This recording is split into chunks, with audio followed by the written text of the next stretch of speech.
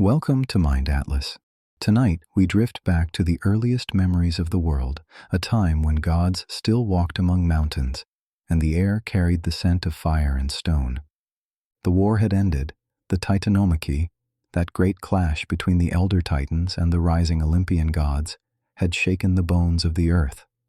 For 10 long years, the skies thundered and the seas raged. But now, there was silence. Mountains that had cracked beneath divine footsteps lay still. The ocean, which had roared in fury, now curled into quiet waves, lapping gently against ancient shores. The air, once split by the roar of battle, held its breath. And on the far edge of the world, where the last rays of the sun poured molten gold across the horizon, a solitary figure stood, broad-shouldered, unyielding, his silhouette carved against the dimming light. His name was Atlas, the Titan who had fought with all his might against the Olympians, and lost. In that stillness, his punishment had already begun. The world was settling into itself as though exhausted from the fury it had endured. The mountains, once shuddering under the weight of warring gods, now stood motionless, their jagged peaks bathed in the fading glow of dusk. Loose stones, shaken free during the chaos, tumbled softly down their slopes, their small echoes fading into the valleys below. The ocean, that great witness to the war, had grown calm. Its surface reflected the deepening colors of the sky, gold melting into rose, rose fading into the quiet blue of oncoming night. Each wave rose and fell with the slow breathing of a sleeper finally at rest. And the air was still. No cry of eagle or clash of steel disturbed it. It held its breath, as if the whole world feared to wake the silence that had taken so long to arrive. It was in this moment, this pause between chaos and eternity, that a lone figure stood at the world's far edge, against the horizon, where the last light of day surrendered to the first stars. He stood, a shape cut from the earth itself, broad, unbending, his shadow stretching far across the rocky ground. Atlas. Even from a distance, there was a weight about him that no eye could miss. Not the restless weight of a warrior poised for battle, but the deep, immovable gravity of one who has already been claimed by his fate. The war was over, and the judgment of Zeus had fallen. Atlas would not return to the halls of his kin, nor walk the open lands of the world again. He would remain here, at the very edge of the known, bearing a burden that no other could, the vault of the heavens themselves resting upon his shoulders. The sky was his prison and his only companion. Atlas was born of the elder generation. The Titans who had ruled before the Olympian gods claimed the heavens. He was the son of Iapetus, a Titan of foresight and mortality. In his blood flowed the legacy of both earth and sea, strength and depth. He had brothers, each with a fate of their own. Prometheus, the cunning bringer of fire, whose gift to humankind would kindle both progress and suffering. Epimetheus, gentle but forgetful, whose choices would open the door to Pandora's jar of sorrows, and Menoetius, struck down by Zeus's thunderbolt in the first storms of war. But Atlas was unlike them. Where Prometheus was mind and Epimetheus was heart, Atlas was sheer endurance, a living pillar of power, carved not in marble, but in the raw stone of the world. When the Titanomachy broke, he was a commander among his kin, leading them against the rising strength of Zeus and the Olympians. And when that war was lost, it was his strength that was singled out, to bear a punishment no other could survive. In the long years of the Titanomachy, Atlas was more than a soldier. He was a force that anchored the Titan ranks. His voice could be heard above the clamor of battle, steady and commanding, like the deep toll of a war drum.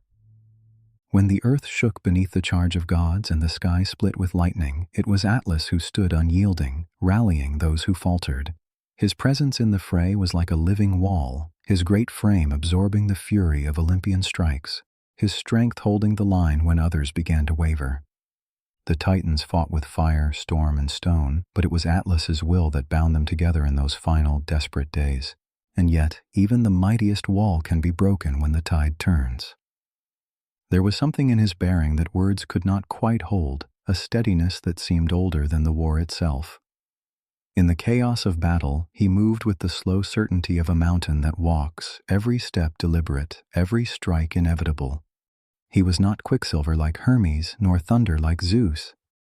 Atlas was the deep, immovable weight of the world before the gods remade it, the kind of strength that does not vanish, even in defeat. It was this presence, unshaken even in the final moments of the war, that the gods remembered, and that Zeus would never let stand unburdened again. When the dust of war had settled and the Titans lay in defeat, Zeus walked among the fallen, his gaze measuring each one. Some were cast into the depths of Tartarus, their defiance sealed in darkness. Others were scattered to the far corners of the world. But for Atlas, Zeus reserved a different fate, one shaped not by chains or fire, but by the very sky itself. The decree was simple and merciless. Atlas would hold aloft the heavens for all eternity. Not the earth, as later ages would imagine, but the vast, star-strewn dome that arched over the world, the vault of night and day, of sunrise and moonrise, of all the constellations that would ever be. It would rest upon his shoulders, and he would never be free of it. From that moment on, the horizon was no longer a place of rest or promise. It was a weight without end. In the modern mind, Atlas is often pictured with a great globe balanced on his back, the blue and green earth, heavy with oceans and mountains. But the Greeks saw a different burden. To them, the world was not a sphere drifting in space, but a wide, flat expanse ringed by the endless river Oceanus. Above it rose the dome of the heavens, an immense crystalline vault on which the stars were set. Arching from horizon to horizon, it was this dome that Atlas held.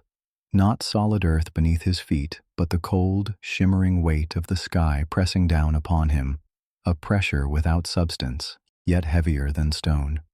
The sun, the moon, and the constellations themselves wheeled above his head, their slow eternal paths tracing his prison. He was not the bearer of a world, but the pillar that kept the cosmos from collapsing. The sky was no gentle canopy, it pressed down with an invisible force, as if the weight of every star was drawn toward him.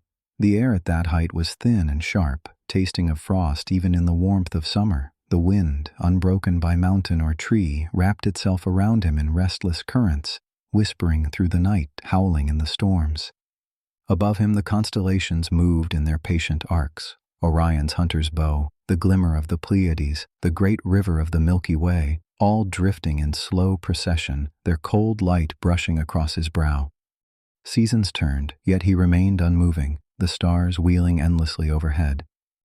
And in that endless turning lay the true weight, not in muscle strain or bone ache, but in the knowledge that it would never end. The sky would always press, and he would always stand.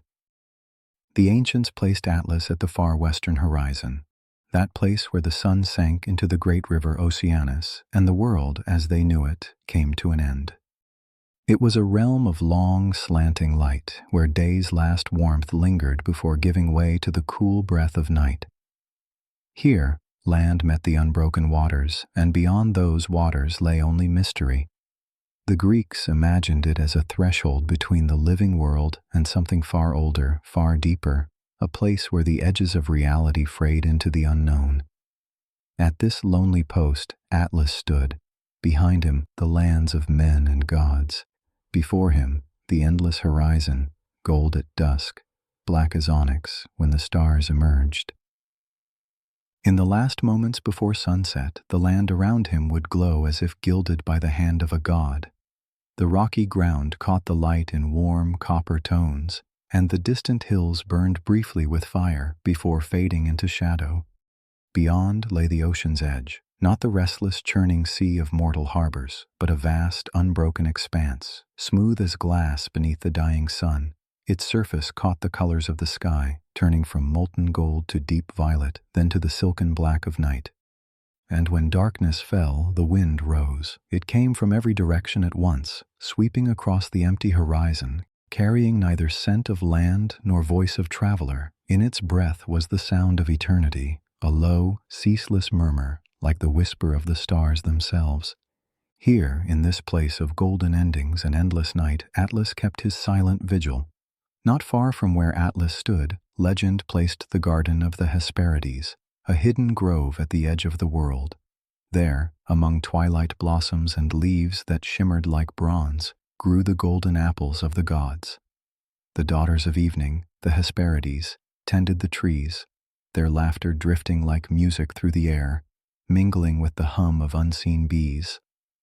Some said that beyond this grove rose the very pillars of the sky, colossal supports invisible to mortal eyes, yet felt in the bones of the earth. Atlas, they claimed, was bound to one of these unseen columns, his own body becoming part of the world's architecture, a living post holding the heavens apart from the earth. To travelers of the ancient mind, this western edge was not just a place on a map, but a threshold where the mortal world touched the divine, and Atlas stood forever at that threshold, the eternal sentinel between the two. It was said that few ever came to the place where Atlas stood, but one day a figure approached from the east, broad-shouldered, lion-cloaked, carrying the weight of his own labors. Heracles, the son of Zeus, had come in search of the golden apples of the Hesperides. The garden lay near Atlas's post, but it was guarded by more than beauty. A great serpent, coiled and watchful, kept vigil among the branches. Heracles, knowing the Titan's nearness, sought his aid. Atlas, who had stood alone for an age, listened to the hero's request. He agreed, but only if Heracles would take the heavens from his shoulders while he fetched the apples. And so, for the first time since his punishment began, Atlas felt the weight lift. The sudden absence was strange, almost dizzying, like a silence where there had always been sound. He strode into the garden, his vast hands plucking the golden fruit as easily as a mortal might gather apples from a low branch. For that brief span, Atlas was free. The sky no longer pressed upon his shoulders, the wind no longer clawed at his face. His stride felt lighter than he remembered it could be, and each step carried him farther from the lonely post where he had stood for an age. When he returned with the golden apples in his grasp, he looked at Heracles and felt a thought stir. Perhaps he need not take up the heavens again. He told the hero he would deliver the apples himself, leaving Heracles to bear the weight in his stead. But Heracles, smiling in that easy, mortal way, agreed only on one condition, that Atlas briefly hold the sky again while he adjusted the padding on his shoulders. Atlas consented, shifting the dome of the heavens back onto his back for what he thought would be just a moment. By the time he realized the trick, Heracles was already walking away, the golden apples in hand, his lion's cloak catching the sun, and Atlas, once more, stood beneath the unending weight, his brief taste of freedom already fading into memory. The stories say that over the centuries, a few others passed the place where Atlas stood.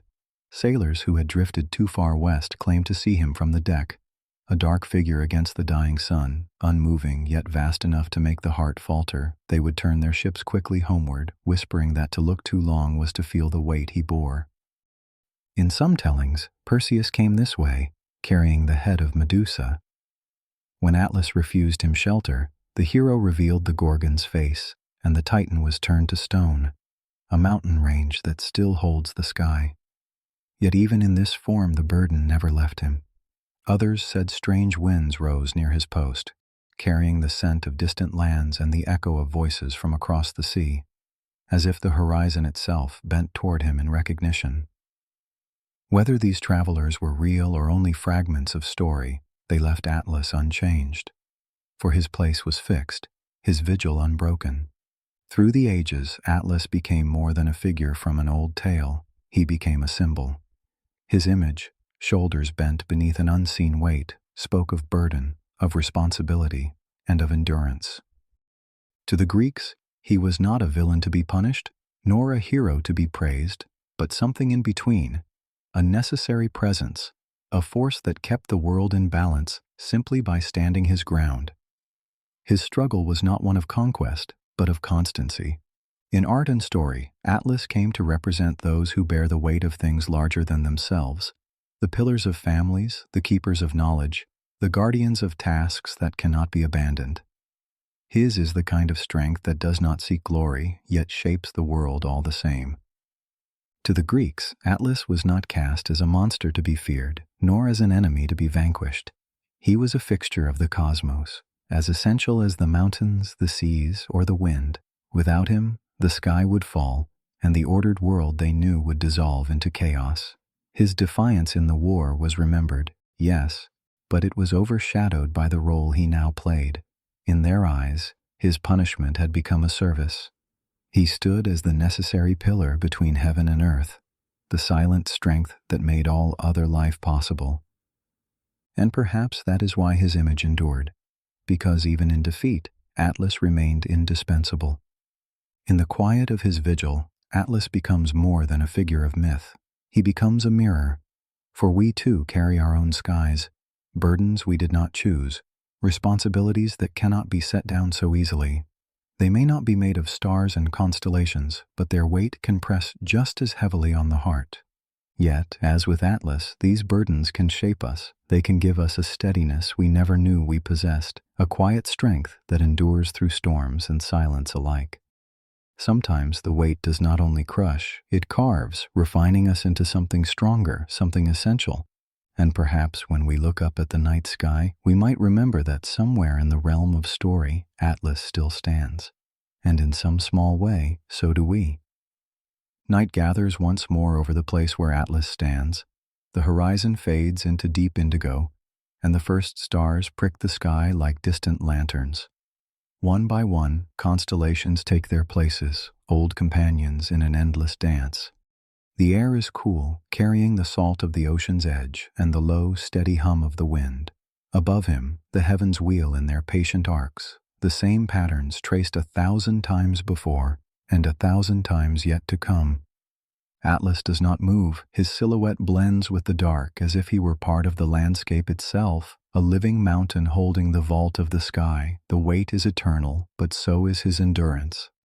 The constellations shift, sliding slowly along their celestial paths, Orion lowering his bow, the Pleiades drifting westward, the great river of the Milky Way bending across the dome above.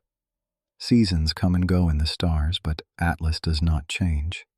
He remains a silent guardian at the edge of the world where light surrenders to darkness and the heavens lean upon his shoulders.